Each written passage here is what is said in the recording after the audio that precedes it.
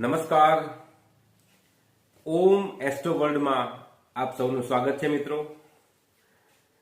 આજે હું વાત કરીશ સરળ વાસ્તુના ઉપાયો જેનાથી ઘરમાં લક્ષ્મીનું આગમન થાય, ઉપરાંત નાની મોટી કોઈ પણ સમસ્યા હોય તો એ પણ દૂર થાય. લક્ષ્મીનો વાસ ઘરમાં થાય એવું કોણ નથી ઈચ્છતું? આપણે સૌ કોઈ ઈચ્છતા હોઈએ છીએ. તો સરળ વાસ્તુના ઉપાયો આજે હું તમારી સાથે ડિસ્કસ કરીશ.